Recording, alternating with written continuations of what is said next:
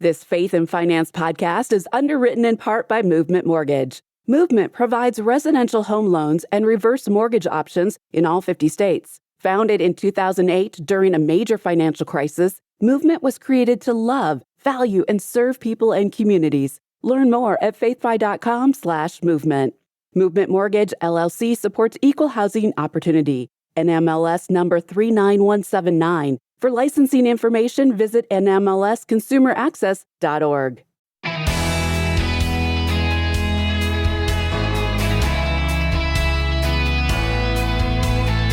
Reverse mortgages often trigger strong reactions in Christian circles, but are those reactions rooted in biblical wisdom or in outdated information?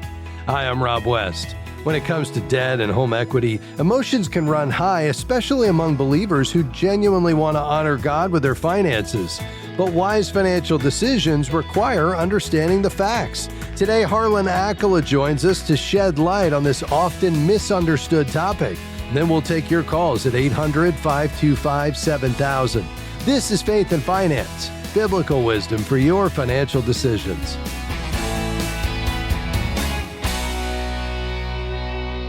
Well, we're thrilled to have Harlan Accola back with us. He leads the reverse mortgage team at Movement Mortgage, a valued underwriter of this program. Harlan, great to have you here. Well, Rob, thanks. It's always good to be with you. When many people hear the term reverse mortgage, their first reaction is often, no way. Why do those words carry so much emotional weight for so many people? Well, Rob, some of it is deserved.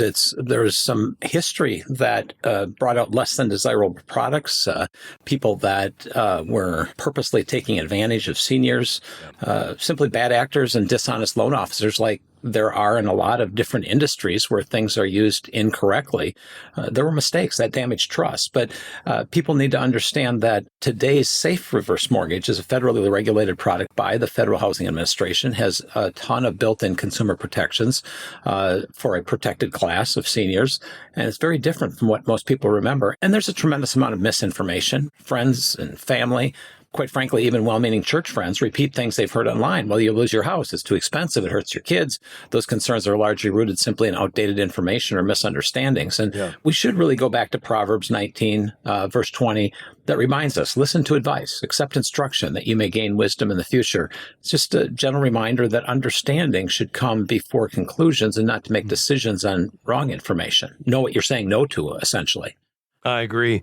When people think about debt, Harlan, it's easy to lump it all together, but not all debt works the same way, of course. You mentioned the Federal Housing Administration, and I'd love for you to help us understand the difference between high-interest consumer debt and the structure of a reverse mortgage, which actually has an FHA guarantee.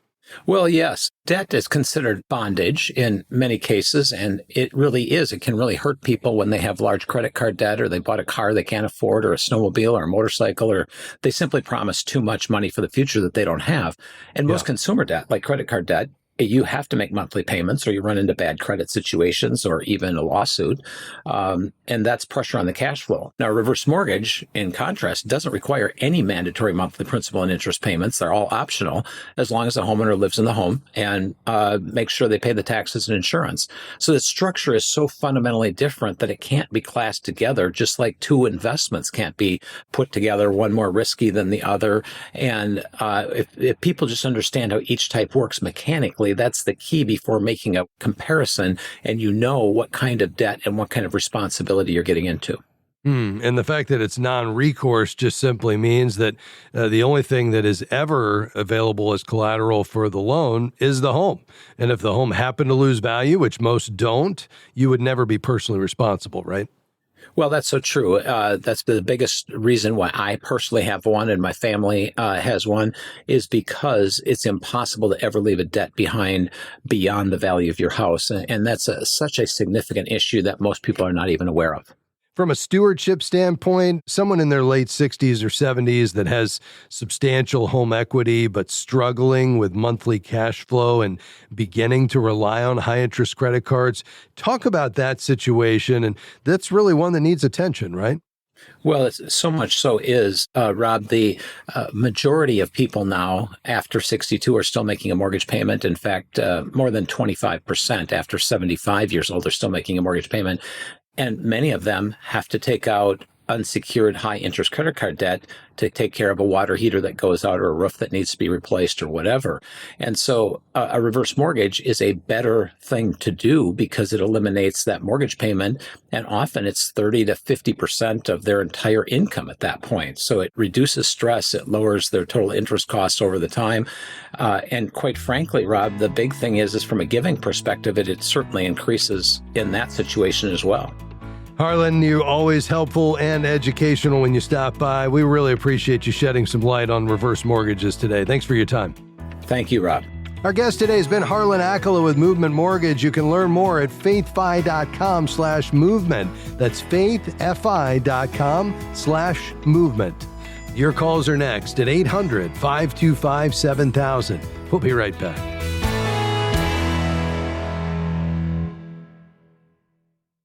Have you ever started a budget only to watch it fall apart a few weeks later? You're not alone. The FaithFi app is the leading Christian budgeting app, combining smart budgeting tools, automated budgeting, and personalized insights with daily rhythms of scripture, short devotionals, and guided reflection. Manage God's money God's way. Start your free 30-day trial today to lock in 25% savings for a limited time at faithfi.com/app. We are grateful for support from Praxis Investment Management. Since 1994, Praxis has offered investment products designed to meet practical needs for everyday investors seeking to steward their assets consistent with their desire to promote positive social and environmental impact. Praxis aims to bring a faith-based approach to ETFs, mutual funds, multi-fund portfolio solutions, and money market accounts reflecting their 500-year-old Anabaptist Christian faith tradition. More information is available at praxisinvest.com. Thanks for joining us today on Faith and Finance. Well, the new FaithFi 5.0, our app is out. It's better than ever. It's actually incredible. It'll help you set up daily, weekly, and monthly rhythms. For instance, the daily rhythm in 3 minutes helps you review yesterday's activity and then just shapes your heart alongside your money with a verse of the day, a very short thought of the day as we bring scripture around money rhythms into your life. And it can really set you up for financial success. Also, the smart budgeting functions in there saves you time, reduces the busy work. So you spend less energy managing your finances and more time living with clarity and purpose as you make financial decisions. When you become a pro subscriber in the FaithFi app, you'll get all of this and more. Check it out today, faithfi.com/app. That's faithfi.com/app. Maybe you can get on a budget and stay on your plan for the first time. I think we can help you do that. Check it out. It's brand new, and we're getting rave reviews from users that are already on the new app. All right, we're going to head to the phones here. Let's go over to Ohio. Larry, go ahead. Hey, Rob. Hi there. My son's planning on building a home, and he bought property. He owns the property, and we've got it all prepared for the home build, and now he's ready to break ground. So he's been pretty diligent in this since high school, saving, and we've already got the house plans, and I've been doing some material takeoff on that. We have some figures involved here. Also, we got figures for the contractor, so we know about where it's going to end up at. And he's going to end up with about half of a down payment of the cost of this home. Okay. So I was looking for a little direction from you. There is what you call a construction loan versus a regular mortgage. And can you give me some advice on that? Yeah, I'd be happy to. So the half that's going against the house that's been saved, are you giving that to him as a gift, or did he save that on his own? No, he saved this. Okay. Yeah, great. And are you hiring a general contractor, or are you guys, doing the construction yourself? Well, I got the prints and I did the material takeoff on it and got the pricing for all the material based on what his wants were. Okay. And we've got a good solid figure there. And then we have a general contractor that will build the house. Got it. We know him personally and trust him. So all that's been done. Yeah, very good. Typically what you would do here is you'd get what's called a construction to permanent loan. That's going to be the most common, where it's one loan, one closing. It starts as a construction loan, which the benefit of that is, it's a short-term loan. The money's released in stages or draws as the construction progresses. You typically pay interest only during construction. The rate's usually slightly higher than a regular mortgage. And it requires an approved builder and detailed plans and a budget and so forth. And so that's typically the way folks go. And then it converts to a permanent loan. The rate is often locked early, and you only have one set of closing costs there. And then that regular mortgage would be, amortized at 15 or 30 years with a fixed or adjustable rate. And then whatever that mortgage ends up being, you have, that number locked in there. So the benefit of the construction loan is not only the interest only, which just, helps with cash flow, but, you realize that despite your best effort to get a solid bid on this thing, you don't totally know what's going to be needed to build the house. And so it gives you some flexibility there. But also it just allows the money to come as you need it. So you're not paying interest on it the whole time you're building, if it takes, 18 months or whatever it is. So that'd be, typically the way that would happen. And, I think that would be the direction that I would go. Okay. Now I have a question on that. If the house is going to be $300,000, okay, and he has $150,000, do we just write that to the bank and let them take the whole thing and then do our draws out of our money first? Is that how that works? Yeah, exactly. So you would get the loan for, whatever amount you feel like you need, and then you would just set up the draws to sync up with when you feel like the money's available. And given that, you're going to be paying a higher interest rate on the loan than you'd be getting in, let's say, money market or high yield savings, there'd be no reason for you to draw the loan until you need it. So I would say you spend down your cash that he's saved or he does. And then once you get to a place where that's been exhausted, then you would start taking the draws from the construction loan. Yeah, well, he worked with a banker, and she told him that the property's worth probably $150,000, and then so they have no risk really at all. Yeah. So will they write that in to the loan, the $150,000 worth of property, and then his $150,000? And then they'll spend out of that $150,000. We'll go ahead and write them a check with a down payment, and then they'll work out of that first automatically. Yeah, typically what would happen is they would encumber the property. You already own the parcel, correct? Or are you buying it as a part of this? No, he owns it. Okay, so he owns the parcel. So they would encumber the property. You wouldn't write a check to anybody. You would just, secure the loan based on the construction bid minus, the cash that you have on hand. And then you would set up the draw schedule to sync up with when you're actually going to be to a place where you've exhausted the funds that he's saved. So you don't need to write them a check. They would have a lien against the property for the construction loan. But again, you wouldn't borrow any money until you needed it. Okay, so if the house is $300,000 and he has $150,000, he's only going to ask for a $150,000 loan. That's right. Yeah, he would, give them the plans and the construction bid, and as long as they're an approved lender, and the banker would work with you to determine, based on the amount that was going to be to be financed related to construction, how much to approve him for, and then you'd set up the draw schedule to sync up with when it's needed. Okay, so we'll control his half. That's right. Yeah, the bank will have no part in that. They're going to get, their lien against the property, so that once they start loaning money, they've got plenty of collateral that they could make sure that they're made whole for some reason you didn't pay. But there's no reason that you'd have to, give them any part of that money that you've saved. That's going, to construction until it's gone. Yeah, so we can pay the contractor when he digs a hole. That's right. We can pay him when he sets up the block. And then we can pay him when he does the framing. All that, and then we can go into the loan then at that point in time. Yeah, and that approval gives you the confidence to know that you can go ahead with it, because you're going to be able to have the funds you need to get this all the way over the finish line. Right, exactly. Yeah. Okay, Rob, there again, you've been helpful to me, pal. Happy to do it, my friend. Thanks for being on the program today. Lord bless you. Let's head to Virginia. Brian, go ahead.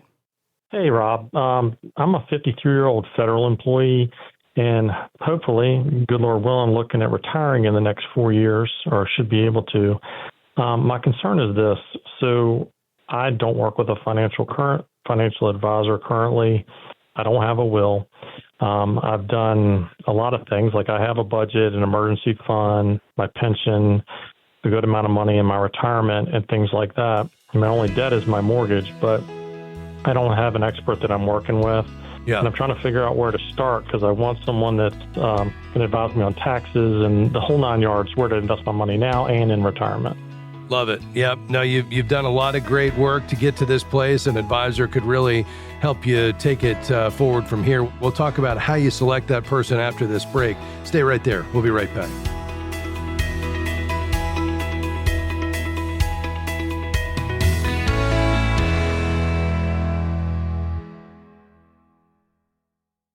Are you a financial professional looking to grow your practice while offering advice that aligns with your Christian values? By becoming a certified Kingdom advisor, you'll gain the biblical wisdom and professional credibility to serve clients who are seeking faith-based financial guidance. Each year, more than 75,000 people search for a certified Kingdom advisor. Join our community and share your expertise with clients looking for someone who shares their faith and values. Start your journey today by going to kingdomadvisors.com/getcertified. We are grateful for support from Movement Mortgage, who provides residential home loans and reverse mortgage options in all 50 states. Guided by a mission to love and value people, Movement seeks to help individuals and families make informed financial decisions, from buying a home to planning for retirement. More information is available at faithfi.com/movement. Movement Mortgage LLC supports equal housing opportunity. NMLS number 39179. For licensing information, visit nmlsconsumeraccess.org.